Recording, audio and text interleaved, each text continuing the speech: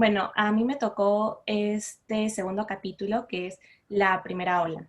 Entonces, este empieza con una reflexión que es también sobre la filósofa española Amelia Valcárcel, que es sobre el sentido común, el cual dice que en resumen indica que todo aquello que proviene sobre el sentido común es, o sea, válido, ¿no?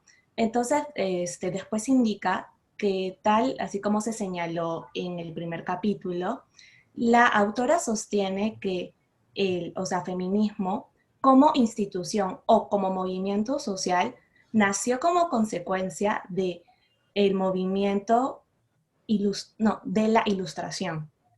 Pero la reflexión de que las mujeres habían hecho ya en épocas antiguas sobre sus derechos y específicamente en esta etapa, eh, no tenían esos espacios para hacerlos públicos. Esto era una diferencia crítica con sus contemporáneos hombres. También señala que estas denuncias, que eran anteriores a la etapa de la ilustración, no se pueden considerar en sentido estricto como feminismo, ya que no cuestionan el origen de este término en el sentido de la, o sea, subordinación femenina hacia el varón. Es aquí donde vuelve a la etapa del, o sea, Renacimiento, porque nos relata la historia de Christine de, o sea, Pizan, que es una mujer italiana criada en Francia, en ser la primera literata reconocida como tal. Entonces, el aporte que ella hace es ser la primera mujer escritora, pero además que en sus relatos cuestiona ese orden establecido por los varones de aquella época. En estas reflexiones, Cristina asegura que no hay ninguna crítica que un hombre realice hacia una mujer que se encuentra exenta de, o sea, misoginia. Y ella no entiende esa razón. Es así que ella considera que si el rumbo de la historia hubiera sido distinto, si es que las mujeres no estuvieran criadas bajo parámetros de los hombres, ¿no? Eh, es así que recomienda a las jovencitas no, eh, a que no contraigan, o sea, no contraigan, o sea, matrimonios, porque considera que va en contra de su libertad, ¿no? Y más bien las alienta a que persigan otras ambiciones, que recorran los mundo.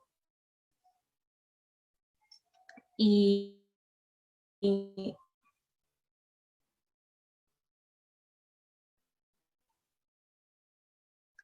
a, a,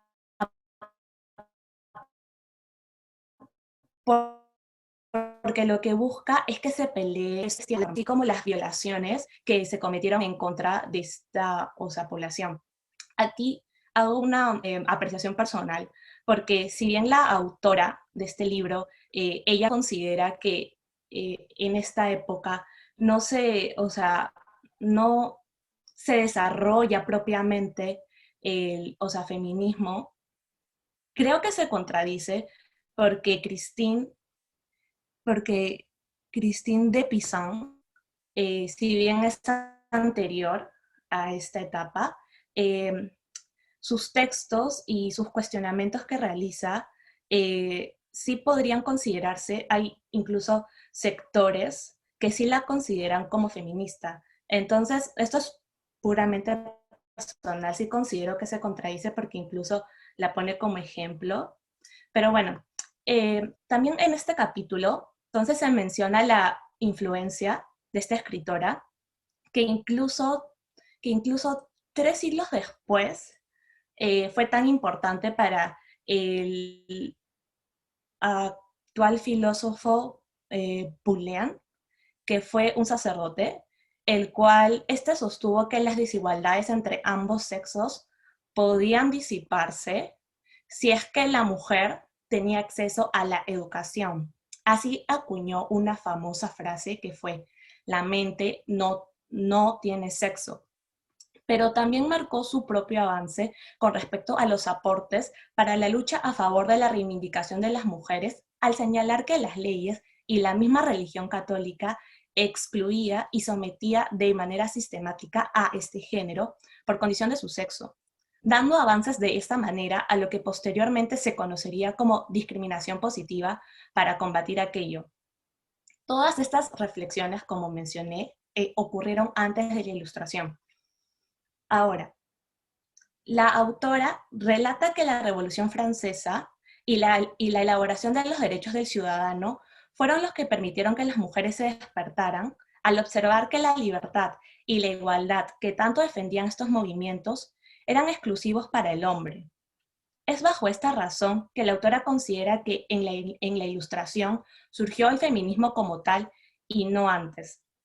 Narra que las mujeres no solo se limitaron a cuestionar y defender el acceso a estos derechos en el ámbito académico o literario, sino al estilo de vida que ellas ahora adoptaban, alejándose de los parámetros históricos reservados para la mujer. Así, salones literarios y políticos que servían para cuestionar las reglas impuestas hacia las mujeres nacieron en París para luego extenderse por toda Europa.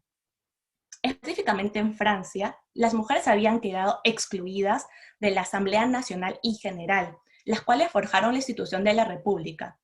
Es por eso que emitieron unos cuadernos de queja en los cuales ejercían dicha labor política. Así puede verse que en la primera ola del feminismo, las mujeres buscaban obtener los mismos derechos cívicos que los hombres, no por querer ser ellos, sino porque en realidad ellas querían ser reconocidas como ciudadanas. De esta manera, Olympia de Gouges, ella es la que hace una publicación como respuesta, ¿no? Y aquí es donde tenemos la, Declaración de los Derechos de la Mujer y de la Ciudadana. Esta consecuencia para Olimpia fue que empezó a ser perseguida y también desprestigiada, no solo por la sociedad francesa, sino incluso por su mismo padre, ¿no? Esta sociedad la catalogaba como prostituta. También tenemos el ejemplo en Inglaterra de Mary Wollstonecraft, la cual escribió Vindicación de los Derechos de la Mujer. Previamente, ella había escrito Vindicación de los Derechos del Hombre, por el cual había tenido bastantes aplausos, elogios, pero con esta segunda publicación es donde obviamente recibe bastantes apodos en señal de burla, y es como la denominan como hiena con faldas. Sin embargo, esto no afecta a su fama en toda, Europa como una gran escritora, ¿no? Pero estas ideas que fueron avanzadas para su época afectaron su vida personal en el sentido que esas ideas que ella estaba convencida de que eran ciertas, pero la sociedad en la que vivía no era a la par, entonces hizo que incluso fuera en contra de sus propios ideales y a los ojos de la sociedad fuera en contra de lo que ella creía, ¿no? Ya que usualmente las mujeres que para los hombres en esa época eran consideradas como no mujeres normales, eran las que no predicaban el hecho de que uno tenía que casarse, ¿no? Sin embargo, Mary, al quedar por primera vez embarazada, no, perdón, segunda vez embarazada, es donde, para que no tenga una crítica negativa a su hija, es que decide casarse, ¿no? Pero sin embargo, todos estos cuestionamientos que ella tiene hacen que su vida no sea de todo placentera, y es así como al final de sus días incluso ella intenta suicidarse. Pero algo muy importante de ella, que además de los escritos que nos otorga, es que también ella es la mamá de otra famosa escritora, ¿no? La que nos trajo al mundo esta obra literaria como, o sea, Frankenstein, que es Mary Shelley. Este capítulo concluye con una reflexión de que cuál es la recapitulación de todos los abusos que las mujeres en esta época o en esta primera ola es que habían sufrido, ¿no? Que va desde las leyes, ¿no? En las que se les niega el acceso a derechos civiles, a derechos económicos, en sí a derechos humanos, en los cuales se sanciona su actuar en contra con penas que va desde la cárcel hasta, o sea, guillotina, ¿no? Si es que, como dije, no se actuaban dentro de los parámetros esperados. Esto forjó los cimientos para una segunda ola. Bueno, esto es todo del primer capítulo. No, digo, del segundo capítulo que me tocó. Vale, Claudia, muchas gracias. ¿Alguien tiene alguna pregunta? Yo podría preguntar, Ariana, Sí, sí, pues. para Claudia, Claudia, entonces, ¿qué mujeres destacarían en la primera ola? Sí, claro, como mencioné, tenemos a, por ejemplo, Mary Wollstonecraft, bueno, esto es según la autora, ¿no? A Olympia de George, ¿a quién más? Bueno, en mi resumen es esto. Si bien la autora, ella resalta más, esas fueron las mujeres que más se habló, porque, a ver, déjame buscar. Si estas fueron las mujeres que más ella como que hizo incisión en este primer capítulo, ¿no? Que es, o sea, Europa, ¿no? Específicamente Francia, y tenemos a Inglaterra, o sea, Mary, ¿no? Pero yo creería que en realidad la primera ola va mucho más atrás, ¿no? Con los cimientos del, o sea, Renacimiento, como por ejemplo, Christine de Pizan. Pero estas son las mujeres que ella hace esta recapitulación, ¿no?